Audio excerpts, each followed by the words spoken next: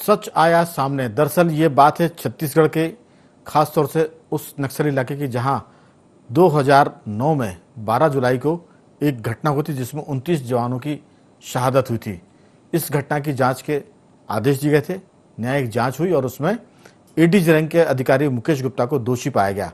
12 साल बाद मदनवाड़ा नक्सली हमले की रिपोर्ट सामने आई है और ये सच चौंकाने वाला इसलिए भी है क्योंकि एडीजे मुकेश गुप्ता जब ये वारदात हो रही थी सुबह 9:30 से शाम 5:15 यानी 5:15 बजे तक घटनास्थल पर मौजूद थे, लेकिन वो अपनी बुलेट प्रूफ कार से बाहर नहीं आए, उसी में बैठे रहे। ये सारा मामला है जिसे मुख्यमंत्री भूपेश बघेल ने जांच रिपोर्ट को विधानसभा में पेश किया है। 12 साल के बाद 29 जवानों की शहादत की जांच पर जो खुलासा हुआ है वो चौंकाने वाला है क्योंकि उसमें पुलिस अधिकारी दोषी पाए गए हैं। और उस समय 12 साल पहले मुकेश गुप्ता आईजी के पद पर पदस्थ थे, वर्तमान में वो एडीजी छत्तीसगढ़ है। तो कुल मिलाकर महत्वपूर्ण मामला, लेकिन इस पूरे मसले के साथ जब इस पर बात हो रही है तो मुझे लगता है कि झीरम घाटी का भी जरूर जिक्र आएगा भविष्य में कि झीरम घाटी की जांच का क्या हुआ, वो रिपोर्ट कब सामने आएगी या उसका सच सामने कब आएगा। महत्वपूर्ण मुद्दा, उस पर चर्चा की शुरुआत के पहले हम इस पूरे मुद्दे पर मुख्यमंत्री भूपेश बघेल ने क्या कहा ये भी सुनवाएंगे। और आपको बता दें कि इस चर्चा में हमारे साथ रहेंगे कांग्रेस के प्रवक्ता अमित श्रीवास्तव, भाजपा के प्रवक्ता अनुराग सिंहदेव और वरिष्ठ पत्रकार उचित शर्मा जी। चर्चा शुरू करें उसके पहले हम सुनवाते हैं भूपेश बघेल ने क्या कहा। अभी ताड़मेटला का और मदनवाड़ा का रिपोर्ट एक्शन टेकन रिपोर्ट के साथ मैंने पटल पे रखा है और लगातार अभी जितने भी आयोग बैठे थे सबकी रिपोर्ट भी विधानसभा में प्रस्तुत कर रहे हैं। उसमें एक्शन टेकन रिपोर्ट में सब चीज़ें हैं। एफआईआर होगी, जांच होगी, तो उसमें जो भी दोषी होगा, कोई एक व्यक्ति के लिए तो नहीं है, उसमें जो भी होगा उसमें कार्रवाई होगी। जो भी रिपोर्ट्स आई हैं, न्यायिक जांच आयोग रिपोर्ट संवैधानिक होता है। तो अगर सरकार में दम है तो सरकार जांच रिपोर्ट के ऊपर में कार्रवाई करे। कार्रवाई करने से कौन रोक रहा है? ये तो सरकार का अधिकार है। परंतु ये सरकार डरी हुई है क्योंकि झीरम जांच रिपोर्ट भी इनके पास में है और झीरम जांच रिपोर्ट कोई भी आयोग जिस दिन रिपोर्ट को सौंप देता है उस दिन उसका कार्यकाल समाप्त हो जाता है। और झीरम जांच आयोग में सरकार के लोग दोषी बताए गए हैं, इसलिए उस झीरम जांच आयोग का इन्होंने रिपोर्ट को स्वीकार नहीं किया, उसको एक्सटेंड कर दिया। हम तो चाहते हैं कि ये जैसे दोनों रिपोर्ट सदन के पटल पर आई है, झीरम जांच आयोग की जो रिपोर्ट मिश्रा आयोग ने प्रस्तुत की है उसको भी सदन के पटल पर रखा जाना चाहिए। तो इस पूरे मामले में आपको बता दें कि तत्कालीन पुलिस अधीक्षक भी 29 जवानों के साथ शहीद हुए थे। इस पर बीजेपी आक्रामक है सरकार पर। उनका कहना यह है कि अकेली इस जांच का मामला नहीं है, बल्कि जो झीरम घाटी में भी नक्सली कांड हुए थे उसमें बड़ी संख्या में कांग्रेस के लीडर जान गंवाई थी, वो मारे गए थे। इस पर भी भाजपा ने आक्रमण किया और कहा कि सरकार में अगर साहस है, हिम्मत है तो वो उस जांच रिपोर्ट को भी पटल पर रखे, सबके सामने लाए कि झीरम घाटी का रहस्य क्या है, उसका सच क्या है। क्योंकि जैसे ही मदनवाड़ा नक्सली हमले की रिपोर्ट सामने आई है, जाहिर है कि अब झीरम घाटी पर भी लोग बात करेंगे और झीरम घाटी का जिन्न भी एक तरह से बोतल के बाहर आए, इस बात की लोग जरूर चर्चा करेंगे। महत्वपूर्ण मुद्दा है, इस पर हम चर्चा करेंगे। हमारे साथ स्टूडियो में अमित श्रीवास्तव कांग्रेस के प्रवक्ता, अनुराग सिंहदेव बीजेपी के प्रवक्ता और वरिष्ठ पत्रकार उचित शर्मा जी। आप तीनों का बहुत बहुत स्वागत है। उचित शर्मा जी, दरअसल सरकार ने जांच रिपोर्ट सार्वजनिक कर दी है और उसमें एडीजी मुकेश गुप्ता दोषी पाए गए हैं। बहुत बड़ा मामला है। मुझे लगता है कि संयुक्त मध्य प्रदेश और छत्तीसगढ़ के इतिहास में यह पहली घटना होगी जब न्यायिक जांच रिपोर्ट में किसी एडीजी रैंक के अधिकारी को दोषी पाया गया हो। और घटना भी इतनी भयावह थी, संगीन थी, गंभीर थी कि जिसमें 29 जवान शहीद हुए थे, नक्सली हमले में और उसमें एक पुलिस अधीक्षक भी थे। तो आपकी क्या राय, क्या झीरम घाटी का मुद्दा भी इसमें उठेगा? फिलहाल मदनवाड़ा पर बातचीत और उसके बाद झीरम घाटी पर आपकी राय। उचित शर्मा जी।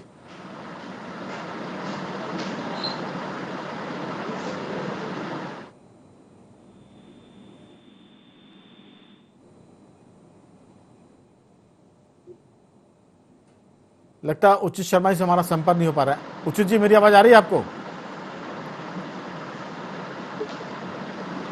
अनुराग सिंह देवी, आप मेरी आवाज सुन पा रहे हैं?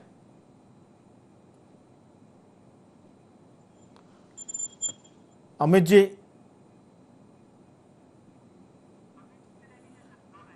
अमित जी मेरी आवाज सुन पा रहे हैं आप? जी नमस्कार। आपको और आपके सभी दर्शकों को होली की बधाई। जी, हमारी तरफ से भी पूरे छत्तीसगढ़ को, मध्य प्रदेश सहित पूरे देशवासियों को बहुत बधाई, और जितने भी IND24 के दर्शक हैं उनको भी खास तौर से बधाई। बात आज इसलिए भी महत्वपूर्ण है क्योंकि मदनवाड़ा नक्सली हमले का सच सामने आ गया है। आप इसे किस ढंग से देखते हैं? क्या सरकार कार्रवाई कर पाएगी, जैसी की चुनौती बीजेपी दे रही है? ब्रजमोहन अग्रवाल ने कहा है कि सरकार में साहस है तो वो कार्रवाई करके बताया, और साथ ही उन्होंने झीरम घाटी का भी जिक्र किया जिसमें कांग्रेस ने अपने बड़े दिग्गज नेता खो दिए थे। अमित जी, देखिए, भाजपा के नेता अपनी ओछी राजनीति बंद करें। मैं एक ही चीज आपके चैनल के माध्यम से कहना चाहता हूं, और जिस प्रकार से आप देखिए कि लगातार चाहे जो घटना का आपने जिक्र किया, चाहे वो हो, चाहे झीरम घाटी की बात हो।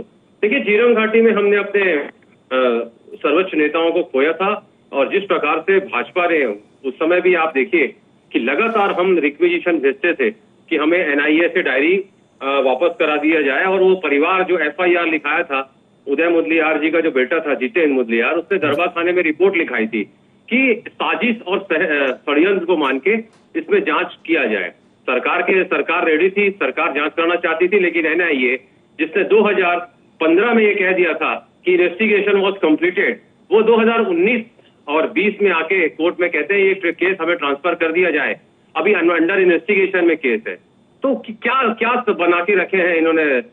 जिस प्रकार से न्याय व्यवस्था के लिए हम लड़ाई लड़ रहे हैं, आज तक देखिए इतने साल हो गए, लेकिन उस शहीद परिवारों को, हमको और छत्तीसगढ़ की जनता को आज तक झीरम घाटी में न्याय नहीं मिला है, और बीजेपी के नेता लगातार खामोश भी रहते हैं।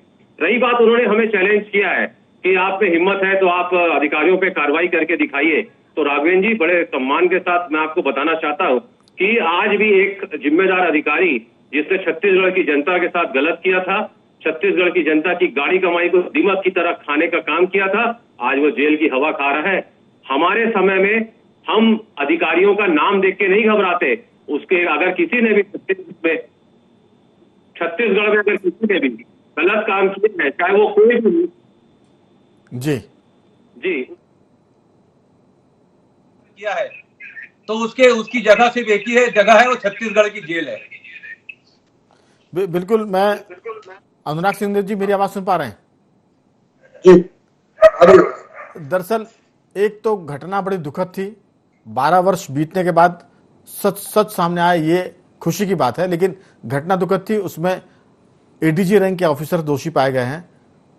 छत्तीसगढ़ पुलिस ने एक पुलिस अधीक्षक को खो दिया था, 29 जवानों के साथ साथ वो शहादत थी। लेकिन जो बात झीरम घाटी की ब्रजमोहन अग्रवाल जी ने उठाई है, उस पर भी आपकी टिप्पणी हो। उन्होंने चुनौती दी है कि सरकार में साहस है, हिम्मत है, दम है तो वो अधिकारियों पर कार्रवाई करे। मेरा आपसे सीधा सवाल है, क्या सरकार कार्रवाई करने में आगे पीछे होती है तो क्या भाजपा कोई आंदोलन करेगी इस मुद्दे पर? इसका भी जवाब अपनी बातचीत में आप चाहें तो दे सकते हैं। देखिए, बीजेपी की सरकार की स्पष्ट नीति थी कि नक्सल के खिलाफ सीधी कार्रवाई की जाए जी, और भारतीय जनता पार्टी की आरंभ से ही मान्यता है कि नक्सलवाद की समस्या सीधे लॉ एंड ऑर्डर की समस्या है। कई बार इस विषय पर कांग्रेस के अंदर मतभेद हो सकते होंगे, कई बार उनको लगता है कि ये सामाजिक आर्थिक समस्या है, कई बार अन्य प्रकार की समस्याएं बताते हैं, लेकिन भाजपा का स्पष्ट स्टैंड है। और इसलिए तात्कालिक समय में जब बीजेपी की सरकार थी तो स्पष्ट रूप से नक्सल के खिलाफ सीधी कार्रवाई करने का सभी को फ्री हैंड था, और उसी के तहत चाहे मदनवाड़ा हो, चाहे तालमेटला हो, चाहे अन्य स्थान पर लगातार कार्रवाई की। अब एक दुखद हादसा उसी बीच में हुआ, मदनवाड़ा का एक हादसा जिसमें हमारे बहुत कर्मठ और एक तरीके से साहसी और बहादुर एसपी वीके चौबे जी की शहादत हुई। और अपने आप में गंभीर था कि एक एसपी रैंक का अधिकारी उस शहीद हुए, एक गंभीर मामला था, इसलिए उस समय महत्वपूर्ण भी था। और तब तात्कालिक समय पर इसकी न्यायिक जांच के आदेश दिए। अब न्यायिक जांच अपने आप में बहुत प्रमाणित होता है जी। कि न्यायिक जांच यदि कहा जा रहा है तो उसमें निष्पक्षता स्वाभाविक, लेकिन दुर्भाग्य से अब आज उस न्यायिक जांच में वक्त लगा है और न्यायिक जांच जब पूर्ण होकर विधानसभा के पटल पर रखी गई तो संदेह इसलिए है क्योंकि अभी भी झीरम की न्यायिक जांच की रिपोर्ट आई थी, जिसको गवर्नर को देने के बाद इन्होंने उसको कचरे की टोकरी में डाल दिया और वो 4000 पन्ने की रिपोर्ट में अब कई प्रकार के किंतु परंतु इस सरकार ने करना आरंभ कर दिया। तो भारतीय जनता पार्टी ने स्पष्ट कह दिया कि आपको एजेंसीज के जांच पर विश्वास नहीं है, न्यायिक जांच पर भी विश्वास नहीं, तो आपके पास अब गेंद आपके पाले में है, रिपोर्ट आपके पास है, आपने प्रस्तुत की गई कर दी है। अब उसके मेरिट्स के आधार पर उसमें जो तथ्य पाए गए हैं उसके आधार पर कार्रवाई होना चाहिए और उसमें वक्त नहीं लगना चाहिए। ये भारतीय जनता पार्टी की तरफ से ये विषय उठाया गया है और जो अभी तक की का रवैया है सरकार का, उससे ऐसा लगता है कि सरकार कार्रवाई करने के बजाय पेंडेंसी की इनकी आदत जो है उसके आधार पर ये काम करती है। बिल्कुल, मैं लौटूंगा आपके पास। उचित शर्मा जी, मेरी आवाज सुन पा रहे हैं आप? जी, आवाज आ रही है अभी जी। दरअसल मामला मदनवाड़ा से शुरू होकर झीरम घाटी तक जाएगा। मदनवाड़ा की रिपोर्ट आ गई है, सरकार ने उसको टेबल कर दिया विधानसभा में। अब बीजेपी का आक्रमण इस बात पर है कि हमने उस समय 12 साल पहले 29 जवानों के साथ हमने एक पुलिस अधीक्षक भी खोया था, चौबे जी को, बीके चौबे जी को। इस पर कार्रवाई करने का साहस सरकार दिखाए, एक बात। दूसरों का ये कहना है कि क्या झीरम घाटी का सच भी ये सरकार सामने लेकर आएगी? दो चीज़ें। पत्रकार के नाते आप क्या सोचते कि मदनवाड़ा का जो मामला है वो ज़्यादा आसान था और झीरम घाटी का मामला ज़्यादा उलझा हुआ है, इसलिए उसका सच सामने आएगा? इस पर आपको भी संदेह है या आपको लगता है कि ये सरकार झीरम घाटी का सच भी सामने लेकर आएगी? आपकी राय? जी राघवेंद्र जी, आपने दोनों ही सवाल बड़े उम्दा किए और जवाब भी उसी में छिपे हुए हैं। आपने जो कि मदनवाड़ा और झीरम घाटी दोनों अलग अलग इश्यू है, लेकिन झीरम घाटी का आपने सही कहा कि ज्यादा बेसिक है कंपेरेटिवली मदनवाड़ा का जो बात है, जो चीजें है, वो तो साफ साफ पहले से दिख रही, उसकी सही सच्चाई और सही जांच जो होनी थी, जो हो जाती, और जो वास्तव में जो बहुत लेट हुआ और लेट जो 2019 में जो एक सदस्यीय जांच आयोग बना, आयोग के बाद जो रिपोर्ट आई, अब ये वाकई वहाँ तो टफ था, झीरम घाटी में तो टफ है और अभी भी मामला पूरा गड्ढ है और बड़े उसमें झोल झाल है, उसमें समझ से परे है। लेकिन मदनवाड़ा की जो रिपोर्ट आई है, जो आई है, उससे पूरी चीजें क्लियर है। अब सरकार के बारे में जो बात भाजपा डाल रही है वो वाकई अब है कि सरकार करती क्या है, क्या एक्शन लेती है, कितना उनके इश्यूज उनके लिए मतलब कितनी प्रॉब्लम क्रिएट होती है, क्या आगे करती है, तो अब पूरे सरकार को देखने वाली बात होगी।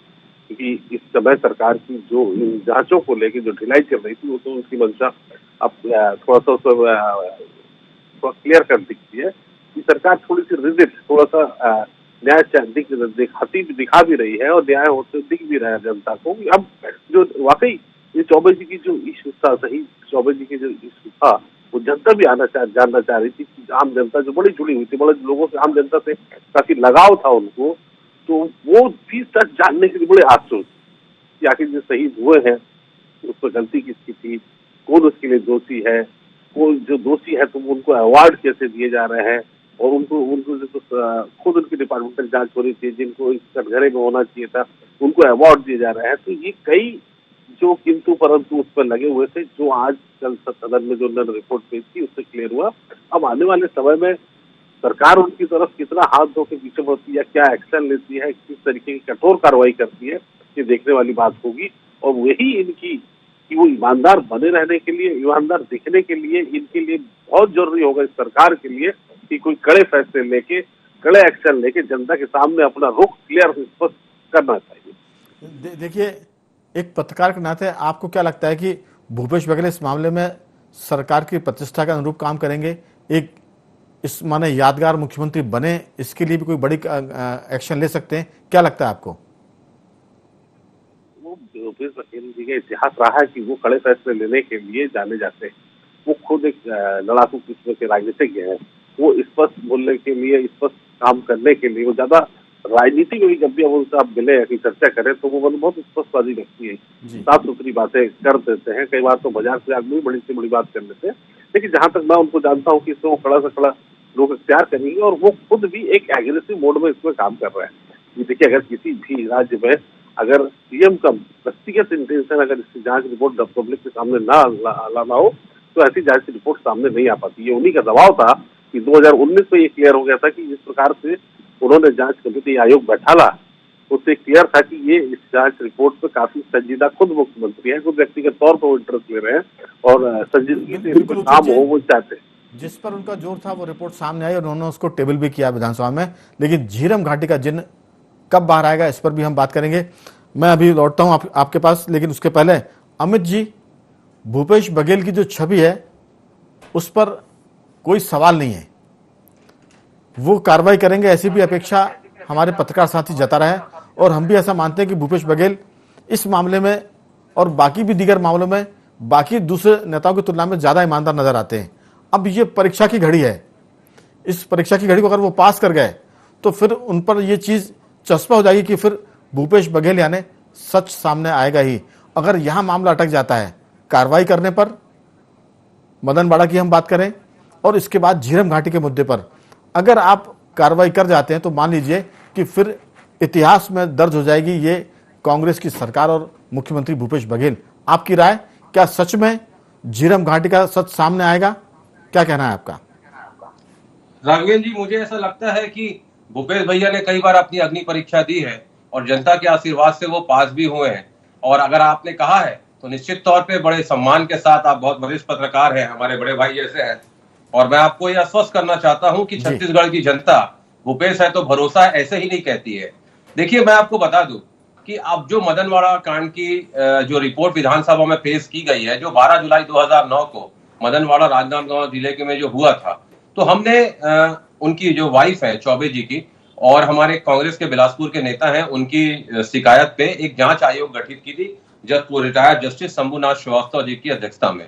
और उस कमेटी ने जो रिपोर्ट आई है उसमें पूरी तरीके से मुठभेड़ की परिस्थितियां और राजनीतिक गलतियों का खाका उन्होंने पूरा पेश किया है। आयोग ने कहा है कि तत्कालीन आईजी जो थे वो पूरे समय, घटना के समय 9:30 बजे से 5:15 बजे तक अपनी बुलेट प्रूफ कार पे वो बैठे रहे। उनके पास पर्याप्त समय था, अगर वो साहस दिखाते, सीआरपीएफ के और सीएएफ को बुलाकर अगर उसका उपयोग करते तो शायद नतीजा कुछ दूसरा होता, हमारे जवानों की सबको शहादत नहीं देना पड़ता। देखिए, स्वर्गीय चौबे साहब से मेरे बड़े मधुर संबंध थे, मेरे बड़े भाई जैसे वो थे, बहुत ही जिम्मेदार और बहुत ही अच्छे व्यक्ति थे। और बहुत दिनों से वायरलेस मैसेज इंटरसेप्ट किया जा रहा था और उसमें बताया गया था कि नक्सलियों के उस क्षेत्र में मूवमेंट है, और जब पुलिस वालों को गोली लगी थी और उन्हें जब मैसेज मिला तो वो गए। लेकिन पूरी रिपोर्ट में अगर आप देखेंगे ऐसी ऐसी चीजें फाइंडिंग सामने आई हैं कि नक्सलियों की तरफ से कौन घायल हुआ, इधर से फायरिंग हुई कि नहीं। अगर आप वो पूरी रिपोर्ट राघवेंद्र जी पढ़ेंगे तो आपको समझ में आएगा कि कोई अधिकारी कितना घृणित काम भी कर सकता है और पूर्ववर्ती सरकार उसे बचाती रही, वरन उसे गैलेंट्री अवार्ड भी दिलाया। तो ऐसी क्या वजह थी, आप बताइए, कि उसे गैलेंट्री अवार्ड दिया गया। और सबसे अहम बात कि ये जो घटना थी, इस घटना में नक्सलियों ने जो हमला किया था वो पहली घटना थी जिसमें किसी एसपी की शहादत हुई थी। तो मैं आपको बता दूं कि जिस प्रकार से, और आपने कहा कि झीरम का सच, तो मैं आपको बता दूं कि ये भारत और संभवतः दुनिया के लोकतंत्र के इतिहास का सबसे बड़ा राजनीतिक नरसंहार था। और पूरे छत्तीसगढ़ की 2 करोड़ 80 लाख जनता ये जानना चाहती है कि इस नरसंहार के पीछे, इस राजनीतिक नरसंहार के पीछे कौन साजिश में शामिल था, कौन कौन लोग शामिल थे। वो ब्लैक कॉलर को हम बाहर लाना चाहते हैं। और मैं आपको बता दूं कि हमने जो अपने नेताओं को खोया है, आज तक उन परिवारों को, शहीद परिवारों को न्याय नहीं मिला है। और आश्चर्य का विषय ये होता है कि पूर्ववर्ती सरकार के समय में जब हमने बहुत प्रेशर दिया तो विधानसभा में इसकी सीबीआई जांच की घोषणा की गई। और 2018 में वहां पर डीओपीटी जो डिपार्टमेंट होता है वहां से लिख के आ गया कि इसमें ऑलरेडी जांच हो रही है, इसमें सीबीआई जांच नहीं हो सकती। उस लेटर को 2016 से 18 तक पूर्ववर्ती सरकार ने दबा के रखा और जब हमारी सरकार आई तो वो लेटर को हमने बाहर लाया। और जिस प्रकार से क्या ऐसी वजह थी कि पूर्ववर्ती सरकार के समय के जो पूर्व मुख्यमंत्री थे उन्होंने विधानसभा के पटक्ष में आसंदी के समक्ष ये नहीं रखा कि केंद्र से ये आ चुका है कि हम सीबीआई जांच नहीं कर सकते, इस चीज को क्यों छुपाया गया। और सबसे अहम बात, जिस प्रकार से पूर्ववर्ती अध्यक्ष हमारे थे उस समय 2013 में स्वर्गीय नंद कुमार पटेल और दिनेश पटेल जो उनके बेटे थे, वो कांग्रेस को जिस शैली से चला रहे थे, एक एक कार्यकर्ता से जुड़ के वो बात कर रहे थे, मैन टू मैन मार्किंग कर रहे थे राघवेंद्र जी, तो पूर्ववर्ती सरकार में बैठे कुछ लोग जो 15 साल लगातार भ्रष्टाचार में डूबे थे, जो करारे नोटों की जो राजनीति जो यहाँ पर पैटर्न चला रहे थे, उन्हें डर था कि अब नंद कुमार पटेल जी के नेतृत्व में यहाँ पर कांग्रेस की सरकार बनने वाली है और हमारे सारे काले कारनामे बाहर आएंगे और हम बिहाइंड द बार होंगे। और मैं एक चीज आपके माध्यम से कहना चाहता हूँ, ये सभी जो अमित जी, समय की थोड़ी तंगी है, मैं जी आपके बहुत सारे सवाल है, मैं पूछ लेता हूँ अनुराग जी से। अनुराग जी, सिर्फ 1 मिनट का समय है, आप अपनी बात गागर में सागर की तरह भर दीजिए 1 मिनट में, क्योंकि उसके बाद फिर वक्त बचेगा नहीं। जी देखिए, 1 मिनट में तो कहना इतने सारे आरोपों को कठिन है, लेकिन मैं ये कह सकता हूँ कि सरकार के ऊपर विश्वसनीयता का ही संकट। ये सरकार झूठी सरकार है, ये सरकार सिर्फ राजनीति करने वाली सरकार है। ये कह रहे थे कि झीरम का सच, इनके सबूत इनके जेब में है, वो जेब कहा गया, वो सबूत कहा गया, जो रिपोर्ट आई उसको भी आपने कचरे के डब्बे में डाल दिया। आपकी रिपोर्ट जांच कब आएगी, अनुराग जी, होगी, इसकी जानकारी आप नहीं दे पा रहे हैं। अनुराग जी, आप कांग्रेस का कहना यह है कि अगर सीबीआई की जांच से इनकार किया था तो हमको बताना चाहिए था, पूर्ववर्ती सरकार ने उस जांच को इनकार को दबा के क्यों रखा, ये सीधा सवाल है उनका। मेरा ये कहना है कि न्यायिक जांच पर भरोसा किया जा सकता है कि नहीं किया जा सकता है। उन्होंने जब 4000 पन्नों की रिपोर्ट सौंपी तो उसको इन्होंने क्यों रद्दी के टोकरी में डाला, पहले तो इसका उत्तर दे। चलिए मैं पूछ लेता हूं, अमित जी, इनके मुख्यमंत्री कह रहे थे कि झीरम का सबूत हमारे जेब के अंदर हुआ है, कहां है वो सबूत? ना आप एक मिनट रुकिए, अनुराग जी आप रुके 1 मिनट। जी अमित जी बोलिए। जी देखिए, जिस प्रकार से पूरी सरकार के समय में षड्यंत्र और साजिश को मान के अगर वो परिवार कह रहा है कि इसमें षड्यंत्र हुआ है, तो षड्यंत्र को पैमाना मान के जांच क्यों नहीं किया गया? आप भी मुद्दे की बात नहीं कर रहे हैं और अनुराग जी भी मुद्दे पर नहीं आ रहा है, मौजूद थे। मैं आ रहा हूँ उचित शर्मा जी, उचित शर्मा जी आपकी फाइनल टिप्पणी इस पर, उनको गोली लगी थी, आपका फाइनल रिमार्क जी, उनका बयान एनआईए ने लिया, उचित जी, क्यों आप सब चीजों को उचित जी आपकी अंतिम टिप्पणी इस पर, जनता को ये बताइए आप। उचित जी, सरकार जो चल रही थी, वाकई ये बात तो सत्य है कि वो इन गुप्ता जी के डंडे से और अमन सिंह के फंडे से, ये दोनों मिला के ये सरकारें चल रही थी, पूर्ववर्ती सरकार चल रही थी, इसमें कोई डाउट हो, कोई किंतु परंतु किसी को भी नहीं है। तो हकीकत ये है कि पक्ष को भी विपक्ष को भी, उनकी खुद की सरकार को जो पूर्व थी उनको भी, और पत्रकारों को भी और कांग्रेस को भी ये बात का पूरा ज्ञान था कि कौन सरकार चला रहा है हकीकत में। तो कुछ पुलिस वाले भी उनमें इन्वॉल्व थे, कुछ ब्यूरोक्रेट्स इन्वॉल्व थे, वही सरकार चला रहे थे। चलिए ये बहुत बड़ी बात आपने कही है, जब ये चीज सामने आएगी तो हम इसको जरूर जिक्र करेंगे। रुचित जी, उस चर्चा में आपको भी शामिल करेंगे। समय की कमी है, तीनों मेहमानों को मैं धन्यवाद करूंगा। उचित जी आपका भी साधुवाद, अनुराग जी आपका भी, और अमित जी आपका भी धन्यवाद। तो कुल मिलाकर नक्सली जो हमले हैं उस पर एक मुद्दे की जांच हुई है, मदनवाड़ा की, लेकिन झीरम घाटी का जिन अभी आना बाकी है, जिसमें सरकार के लोग भी, ऑफिसर्स भी इन्वॉल्व थे, ऐसी बात निकल कर आ रही है। तो गुवाहाटी छत्तीसगढ़ में आज सिर्फ इतना ही, कल किसी और मुद्दे पर आपसे बात करेंगे। तब तक बने रहिए हमारे साथ और देखते रहिए IND 24।